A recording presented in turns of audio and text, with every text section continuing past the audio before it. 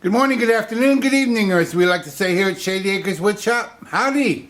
Today we have a piece of apple. This comes to us from our friend Dave at Calmwood Creations. Dave sent this to me quite some time ago. He has since sent me some other apple that I know to be green. Dave sealed the ends of this piece up with some kind of wax, and I'm hoping it's a little drier than the newer, fresher apple wood. The piece is a very unusual shape, and I've been looking at it trying to decide how best to use it and how best to show off whatever it might have to offer. It's about 5 inches tall, 5 inches wide, and 4 inches this way. It's a little deep for a bowl considering the diameter. It's a little short for a vase. I don't think I've ever turned apple wood before. I'm familiar with other people turning it.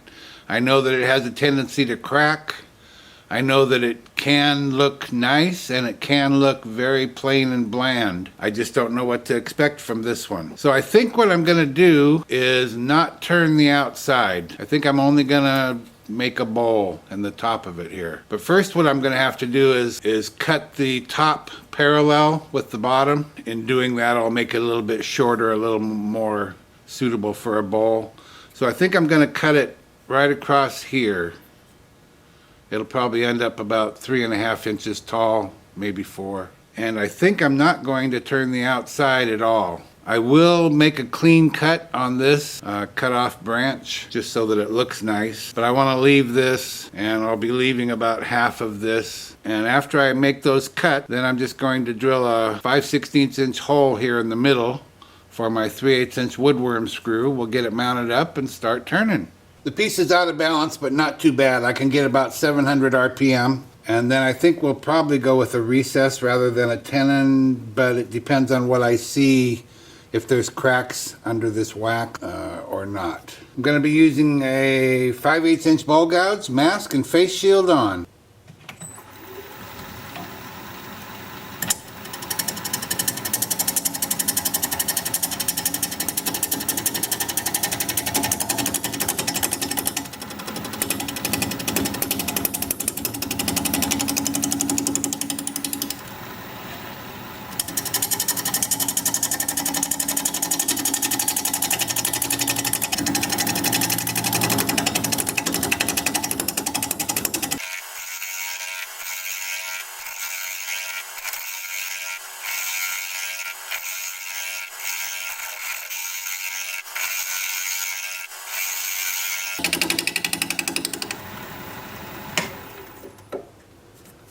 It's harder than it looks, I can tell you that. The wood is much harder than it looks. And I did measure the moisture content. It's between 12 and 15%, which is pretty dry for around here. About the best we can hope for is 10.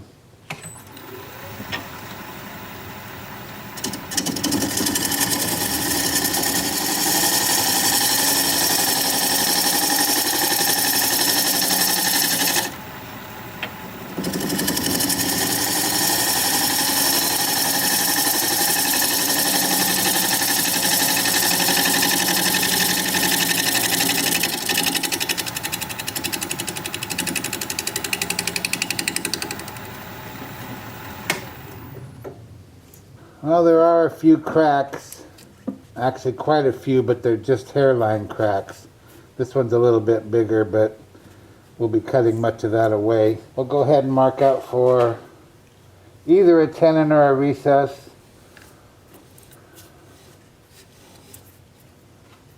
So now's the time to decide, isn't it? I think I'd feel safe with either one. So which one, Phil? Well, I don't know yet. Okay, we'll go with a tenon.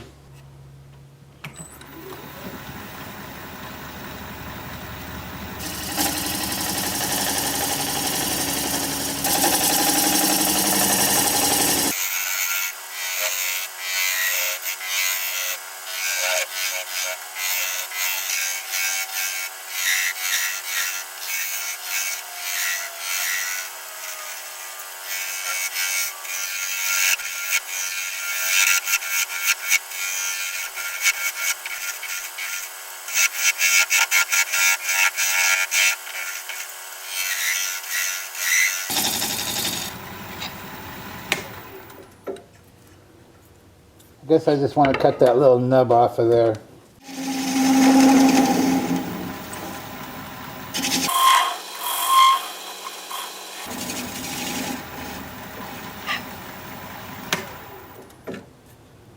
And I'm going to switch to this diamond point tool so I can square up the sides of the tenon.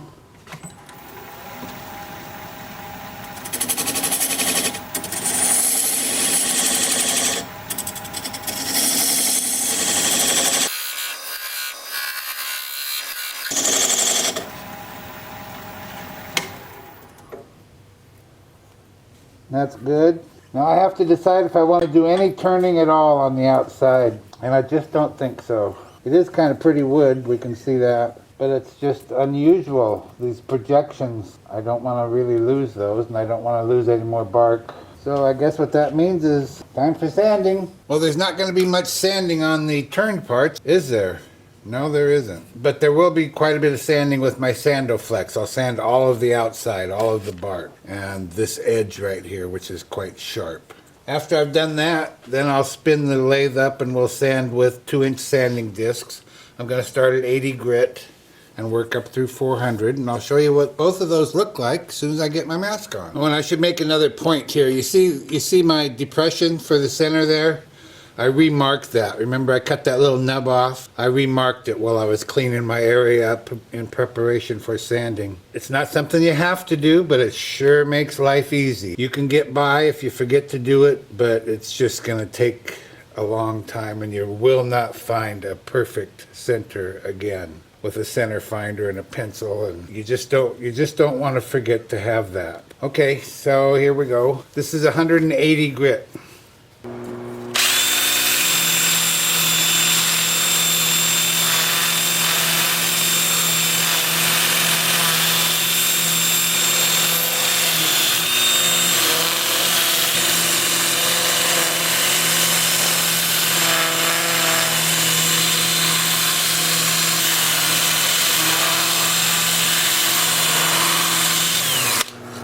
And what that does, it cleans it, gets all the dirt and crud off of it, but it makes it feel so nice and smooth. So important. And I'll do a whole lot more of that. I'm not done. I just wanted to show you what it looks like. Then with the lathe spinning in reverse at about 350.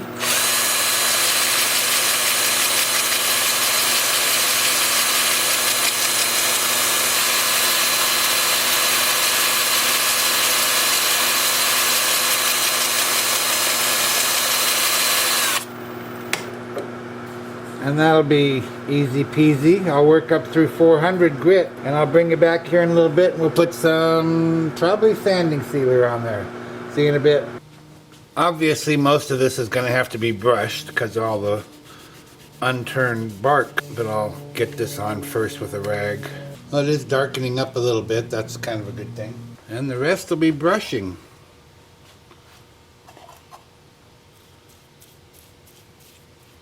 Yeah, see? That's going to make all the difference. It usually does. Bark just wants to shine. It just wants a chance. Come on, put some finish on me. Let me show you what I can do. Yeah, wood talks. You didn't know that? Oh boy, I've been living alone too long, huh? So I will put on 2 coats of this sanding sealer. This is Zinsser Seal Coat, is what it's called. Comes in a can, ready to use. I don't do anything to it. And then I'll use Zinsser Shellac, 2 coats of that after this is all done. I'll see you back here in a bit and we'll start working on the inside. I've turned the piece around and have the tenon mounted up in the chuck. As you can see, the center of the bowl is way off. The reason for that is because this part right here drops off. I don't know, it's here. That's where the side is, down this way. So I only measured from there to here to find my center. So that means a very small bowl, something like this.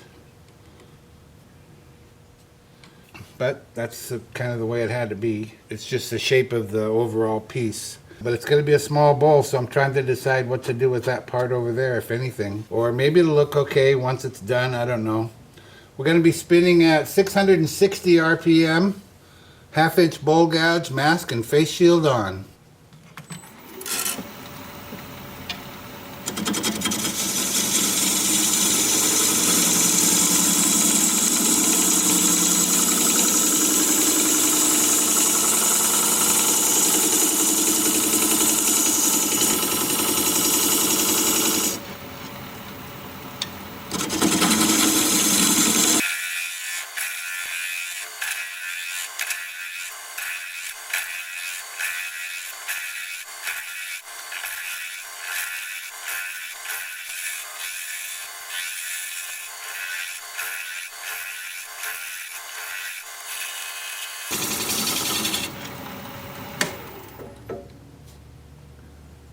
That's about as far as I should go, probably. About 3/16 of an inch, I guess.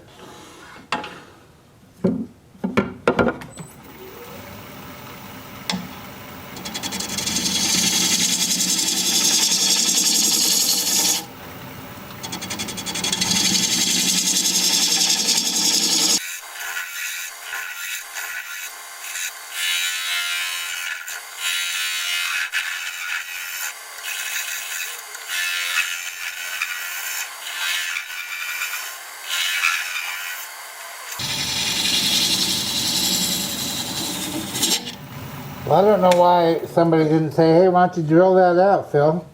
Duh. A lot of help you guys are. Well, I cheated on you a little bit. Sorry about that. You see this little tiny groove I've cut around here?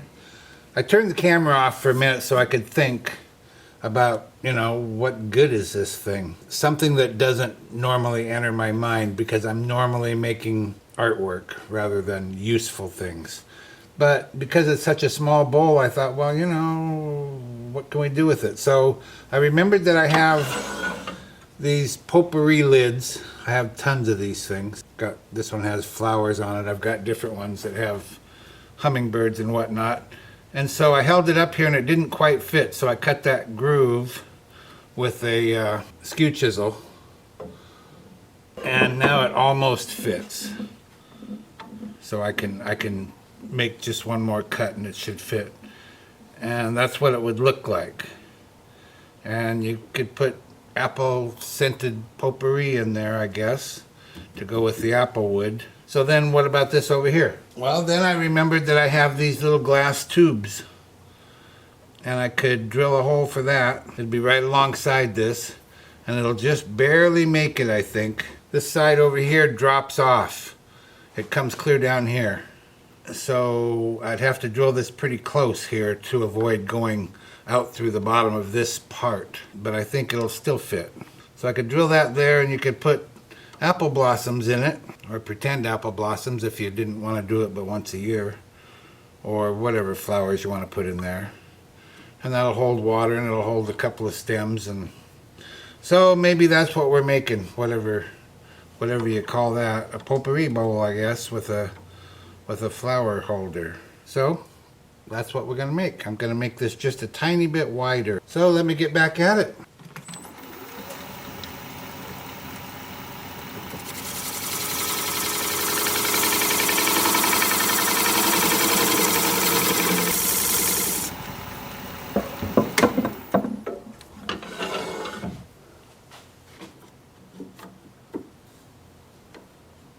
Yeah, that's better. Just meets up right here, and every place else is good. So that was lucky. And I'll drill that hole after it's done so I can take it off the lathe and drill it over at my drill press so it's straight.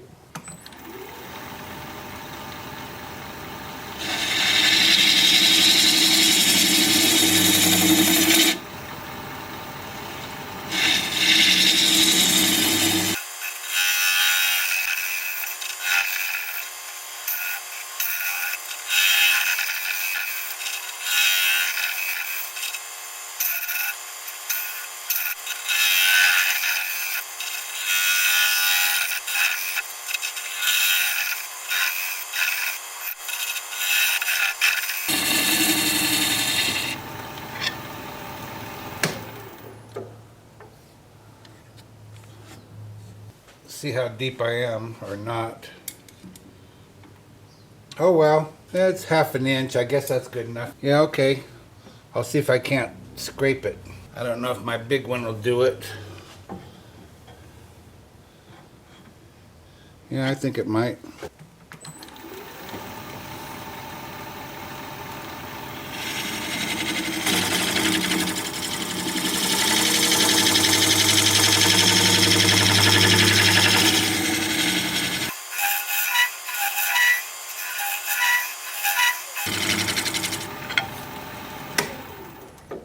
Time for sanding.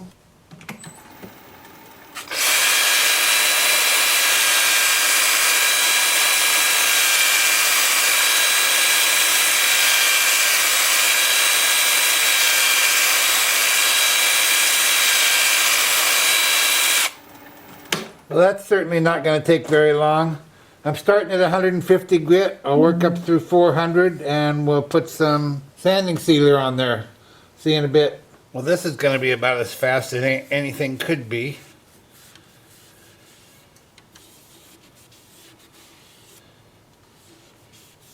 Except I got to get in that lip. I've been thinking about that little bud vase I was going to put over here. I don't like the idea at all. I just don't like it. It's still going to have to be clear over here in order to not run off of this edge out here. You know, if it could be over here, I'd dig it, but I don't like it over here. So maybe this will just be a little ledge to set some trinket, statue, I don't know what. That's not my thing exactly. It's really only going to take one coat of this sanding sealer. It's so smooth. You know, it's a harder wood, so it's not soaking it up. So I'm just going to put on one coat there. I did put 2 on the outside, but I'm just going to do 1 coat of sanding sealer. I'll still go with 2 coats of shellac, and I'll bring you back in a bit and we'll take off the tenon. See you in a bit. I've mounted a block of wood up in my chuck. It has a non-slip surface on it. I'm going to place the bowl over that and bring up my tailstock. I still have the center hole there for reference, so I can just drive my live center into that. And that'll help center the piece on that block of wood. Bring up my tool rest. I'm going to use a 3/8 inch standard grind bowl gouge and begin to removing the tenon, turning at about 500 RPM.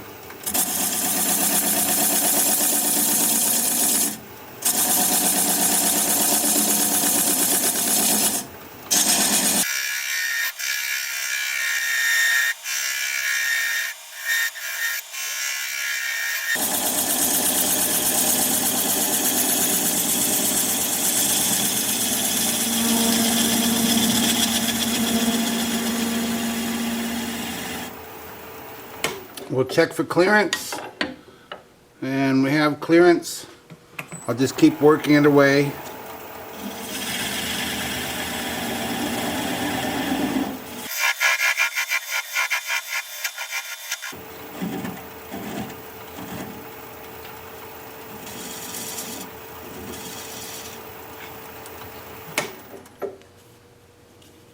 Now that's quite small, so I'm going to switch to a swept-back bowl gouge, 3/8 inch. I'm also going to raise my tool rest and get a little bit closer. The worst thing you can do is get under that little nub. And we have to remember this is end grain, so it might break when we would rather it didn't. I'm going to turn the speed down to about 350 RPM. And I just want to get that as small as I can.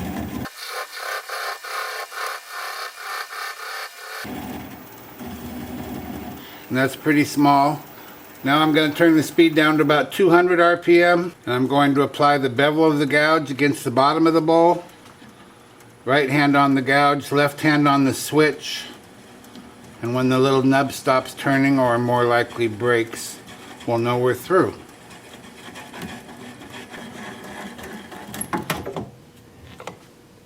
Breaks it is. Now I'll just take this over to the workbench, sand that up, sign it, get it finished, and I'll be right back. Be sure you stick around to the end of the video so you can see the before and after shots of this piece. If you'd share the video, that would really help out. I'd totally appreciate that. Thank you very kindly. Well, here it is, one apple bowl in the books. I kind of got caught up in the whole potpourri thing and forgot that I left the outside unturned. And that's, to me, that's the feature. You see, there's that drop off I'm talking about.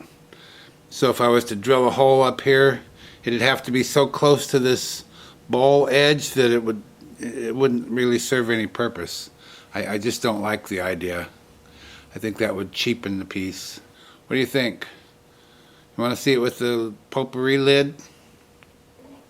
I don't like it. Talk about cheapen the piece. I don't like that at all. Not at all. But you might. Tell me what you think. You like it? You like it that way? Or better without? Definitely better without, in my opinion.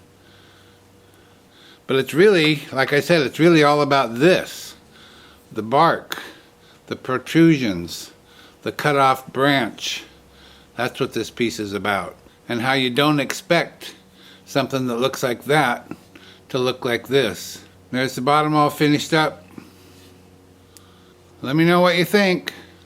Thank you to Dave for sending this along for all to enjoy. If you like this video, thumbs up please. I'd sure appreciate it. If you're a subscriber, that is very kind of you. Thank you so much for that. If you're not a subscriber, you might consider becoming one. I put out regular videos about one a week, and I'd like to keep in touch. An easy way to subscribe is just click my picture you see there near the end of the video. Your comments are always welcome and I read all of them. So for now, this is Phil, Shady Acres Woodshop, signing off.